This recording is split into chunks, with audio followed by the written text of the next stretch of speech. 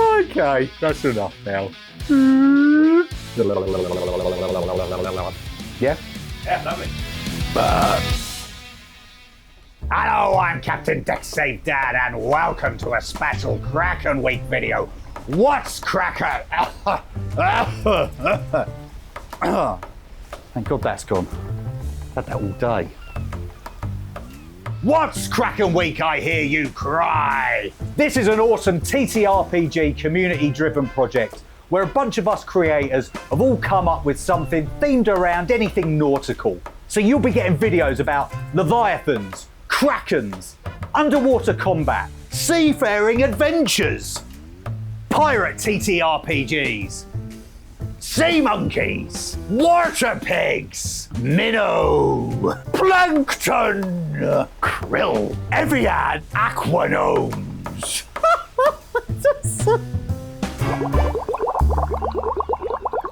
Ginny D and Pointy Hat kindly organised Kraken Week. They put together a handy playlist of all the videos being released this week. Go check it out, link in the description below.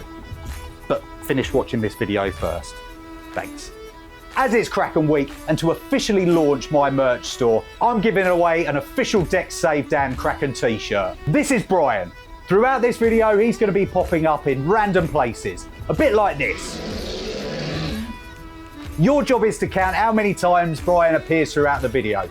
Leave your guesses in the comments below, and at the end of Kraken Week, the correct answers will go into a hat, and one lucky person will be getting this t-shirt. Yes, this t-shirt. Sweat and all. It's not actually this t-shirt, sweat and all. I'll be keeping this one. You'll be getting a new one, don't worry. Or will you? But whatever you do, don't count the one that you just saw behind the sofa. That doesn't count. That was just, a demonstration, just an example of what we're going to do, when it does start. It starts now! Release the Brian!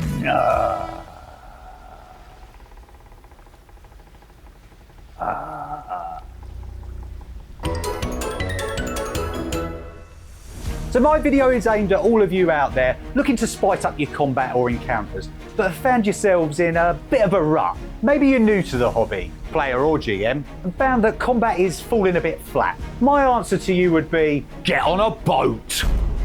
That's right, a boat, motherfucker. I'm on a boat, motherfucker. Take a look at me. So being a GM and a player, I found myself in the situation where combat just turns into hitting enemies until they die.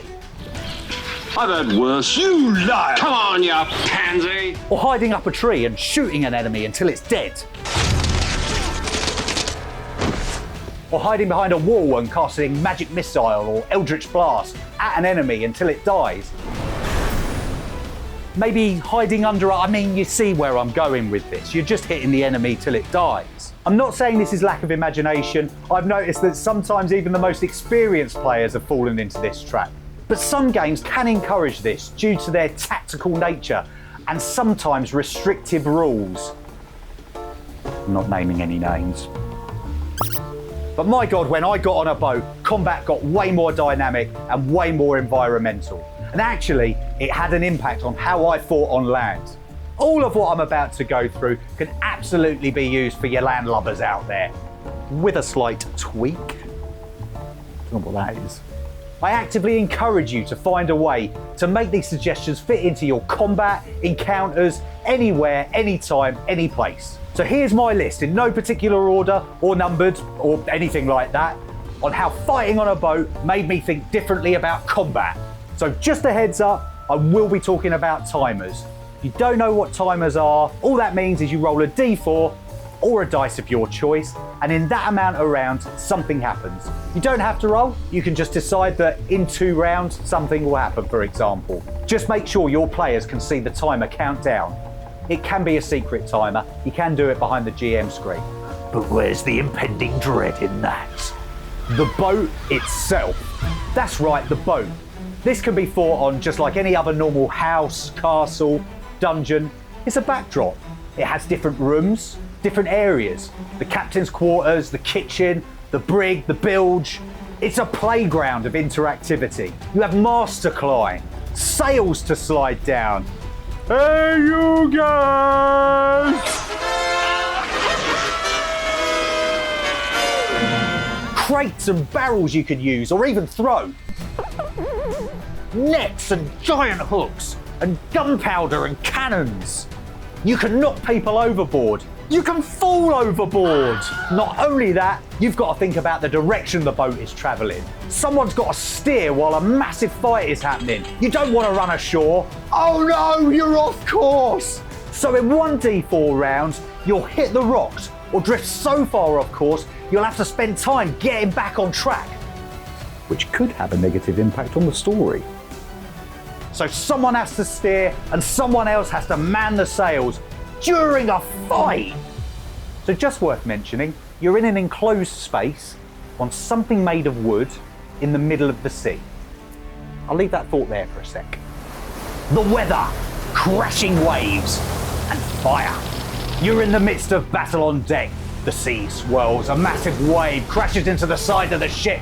Everyone roll a deck save. If you fail, you lose your footing and fall prone, sliding 10 feet to the left. Can you grab a rope or mast? Cool, but the lobster man with that coral spear has held his footing and is now sliding towards you at full steam. Roll a d4 and in that amount of rounds, another wave will come crashing into the side of the ship. Will you be prepared? Pretty exciting, eh? But it doesn't stop. While this is going on, a lightning bolt hits the main mast, sending it crashing to the deck. The archer in the crow's nest comes crashing down with it, losing the high ground. Also, the ship is now on fire! Ah! Ah! Ah! It's on fire! It's spreading to the magazine where the gunpowder is kept. What are you gonna do? There's a fire on the ship! There's a fire on the ship! You've got 1d4 rounds before that fire reaches that magazine and hits the gunpowder. Kaboom! So just using that as an example, it gets you thinking about the environmental elements that can come into play as part of combat. I've got this lovely little weather dice that I use if I want to make it a bit more random. You might be getting sunburnt on the ship, or you might be blown overboard and drowning. Now, I'm not saying throw everything and the kitchen sink into combat, but you know, you could.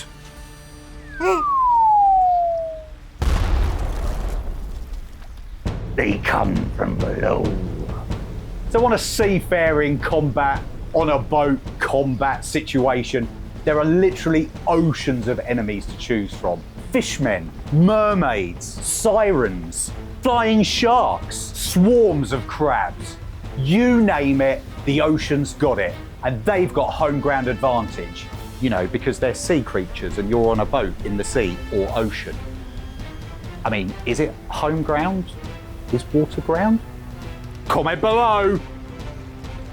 I find that this is great for survival type combat. For example, roll a d6 and that many lobstermen come scuttling up the ship on board for a fight. Roll a d4 timer and in that many rounds of combat, roll another d6 and that many lobstermen come up the ship on deck to join the fight. Before you know it, you could be fighting more than 12 lobstermen all at once. If you're the GM, you can do this as much as you like. Keep rolling those timers and that random d6 of how many lobstermen are going to join the fight. Before you know it, there could be 24, 48, 52. Who knows? The world's your oyster. How the f do you stop these lobstermen? Fire up the pots! Now imagine 4 giant tentacles wrapping around the ship. In 1d4 rounds, they either constrict, doing damage to the boat, or sweep across the deck, calling for a deck save.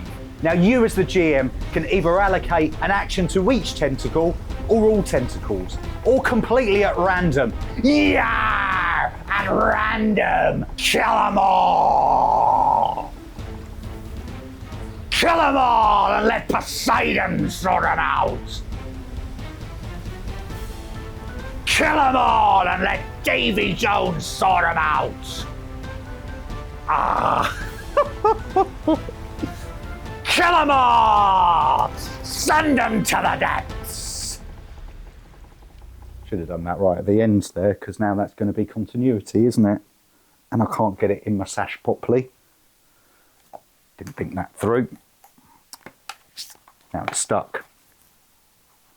Really is stuck. Oh God, it really is stuck. It's in! Auto cue! That's a good one. There we go, cool.